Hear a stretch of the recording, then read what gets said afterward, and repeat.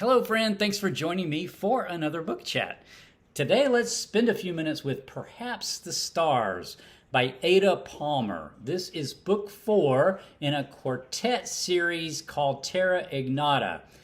This book was originally published back in 2021, and I waited several years. There was several years gap between book 3 and book 4, so I was super excited to finally get book 4 and get it read, and it did not disappoint for this dramatic conclusion to this series.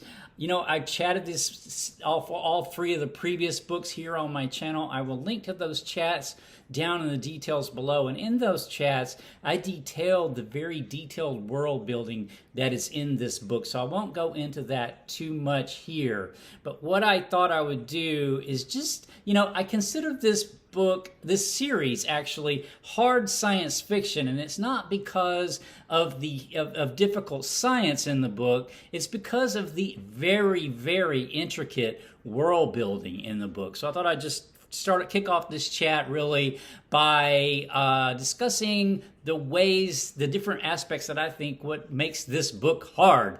Of course, the things that make this book hard are also the things that make this whole series great. So let's just talk a bit about that. So the first thing is the political system. So there's a very intricate political system that is introduced to us right off the bat in book 1, and it's still in play here in book 4. The year is 2454. So these events in this book, I think, take place from I think it starts in 2454, maybe 2455, and ends in 2456. So the whole series covers the years 2454 through 2456. But yeah, it's a world that no longer has geographic nation states. Like, more or less doesn't have geographic nation states. Most people in the world belong to these units called hives. And these hives are really organized around what a person's interests are. And then there are some hiveless people. You don't have to choose a hive. You can be hiveless. And then there are some other sort of older nation state relics, like there's some religious reservations and things like that. So it's extremely diverse politically, and so understanding that and getting grounded in that world, it can be challenging, but to me that was super fun. The second thing that's challenging, I think, that makes this series somewhat hard is the social system. So the social system that's set up in this world building is quite different. We're several hundred years in the future from where we are now, so the family structure is different. So now a person would live in kind of a family group, but it might not be a biological group. It may or may not contain children, but it would be a group of adults and sometimes children. And so they may or may not be biologically related, but that is the sort of the primary social unit in this world. And so that's really interesting to me. And then the justice system is very different. Criminals, even very violent criminals, when they're rehabilitated, they're actually put into service. They do not have any kind of, they can't earn any money or any kind of thing like that. They have to depend on others to give them food, and in exchange, they do service then for the community. So that's different. And then religion is taboo. So there's a whole different sort of spiritual dimension. This is due to the history that's occurred between our present day and the 2450s.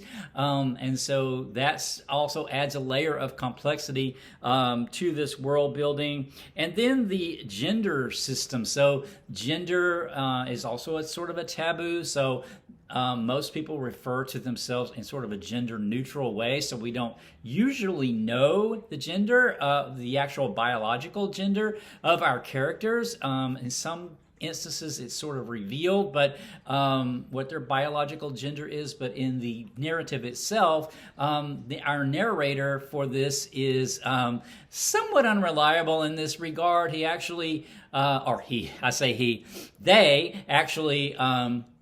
will assign a gender sometimes to whatever action the person's performing. And so our narrator is sort of the gender assignment is not really concrete, and so that adds another layer sort of a complexity. And then this has actually been somewhat fetishized by some people in this time because it's taboo, But it adds a layer of makes it a little difficult sometimes to follow.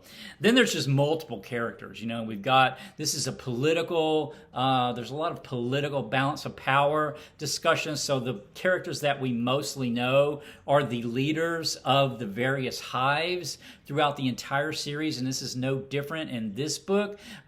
This final book, really picks up where book 3 left off. All 3 books, if you're going to read this series, you really need to start with book 1 and read them in order, because it's really one big book from start to finish. There's multiple characters, and we don't always understand what's going on with this character. So, for example, in book 1, there's a character that's introduced that can actually seems to make the unreal real, like toys can make them into real things. And so we, the reader, this is the future, and so we don't necessarily, it didn't necessarily understand all that, although it does get explained a little bit in later volumes, and ambiguously, I think, still.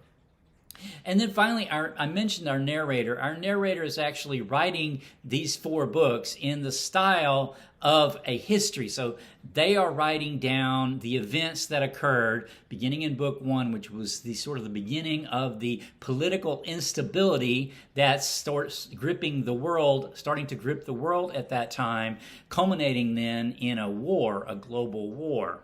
And the narrator, though, writes in an 18th century style, and I've got some examples from some quotes that'll illustrate that. But that sort of 18th century style of writing, also, and then in the context of 2454 through 2456, can be take some getting used to. But it's actually one of the things I thought was really interesting is that sometimes in the book the action will stop, and then the reader will interject something and to another person.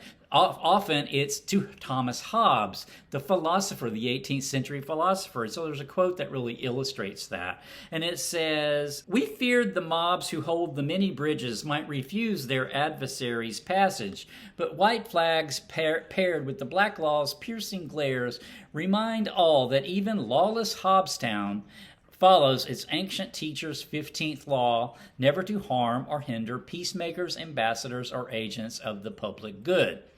Hobbstown is a city of the black laws. These are people who are basically like ultimate libertarians. They organize themselves around no laws, or just very few laws. Anyway, so the reader then interjects here and says, "Again, we find you still with them and helping, irrepressible friend Thomas." And then Thomas Hobbes replies, "I, Master Reader? The credit is gratifying, but this is lex naturalis, one of nature's laws found out by reason, not by me. For it is reason which forbids a man to do what is destructive to his own life." So this is the style of the book that we're talking about that can make it a little hard to read or a little difficult to follow sometimes until you get used to it. But these sort of philosophical asides that we will have periodically, philosophical asides, historical asides, all very, really dense, and to me just really delicious and enjoyable. So I mentioned the main purpose of this book, or the main story in this book, is a global war. So just imagine what that would be like when there is no nation states. What would global war, be like without nation states? Because this is how we think of wars, as territorial. And so think of how a war would be without this. And you have basically this book explaining that, or showing us that experience. Also, distance is another kind of current recurring theme. Distance. This world has flying cars, and this is what's enabled the hive system, because you can get anywhere in the world in a couple of hours. But when the war breaks out, this system breaks down. And there's a quote that really illustrates that. And it says, "The god who rings the earth, Poseidon, is the old enemy distance, reader, that facet of our Maker's making which, alongside death and time, infinite Jehovah finds hardest to understand. Technology mitigates the tyranny of distance, but Poseidon has grown no weaker over time. And when mischance conspires with him, their union trumps our brash technology. Poseidon, the god of the seas, right, from the Greek era, here referring repeatedly throughout the book to not only this geographic distance on the earth, but also our distance from the stars. The title of the book, perhaps the stars here, becoming relevant. I'll talk more about that here in a bit. Because another theme is really the inward expansion of human understanding and the outward expansion of human understanding. This is a conflict that's going on within really a couple of hives, really vying for the resources and the attention of the global population.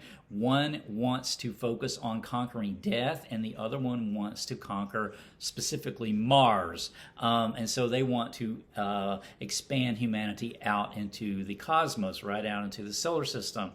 And so that is one of the main themes, really, of the book. There's a quote here that really illustrates that. It says, "Surpassing space and death are great ambitions," one of the characters says. "It's just there are lots of great ambitions in the world. They're the human normal. But the oath puts those particular two on a pedestal. And I don't like anything, even a well-meaning thing, that tells people their ambitions are less grand than someone else's.